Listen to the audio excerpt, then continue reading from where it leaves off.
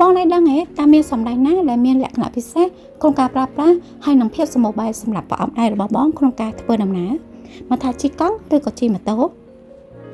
បងចង់ដឹងតោះខ្ញុំណែនាំហើយក៏រីខមមិនជូនដល់បងក្នុងការប្រើប្រាស់សាកប្រើជាមួយសម្ដែងនេះគឺពេញចិត្តក្នុងការប្រើប្រាស់ជាមួយនឹងគុណភាពរបស់សម្ដែងនេះហ្មងលក្ខណៈពិសេសនៃសម្ដែងនេះមានភាពសម្បូរបែបជាងសម្ដែងទូទៅដោយបាតនៃសម្ដែងរបស់វាគឺជាស្បែកឆៅបូកជាមួយនឹងចែលដែលវាជួយសម្រួលដល់ប្រអប់ដៃរបស់យើងបានច្រើនមែនទែនក្នុងការមិនឲ្យចុករយនៅពេលដែលផឹងកាន់ដៃកង់យូរឬក៏ដៃម៉ូតូយូរ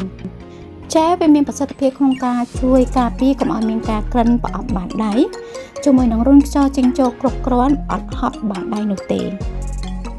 ចំណុចពិសេសមួយទៀតម្រាមដៃ10មានម្រាមដៃ6ដែលអាច touch screen ទៅលើទូរស័ព្ទផ្ទាល់តែម្ដង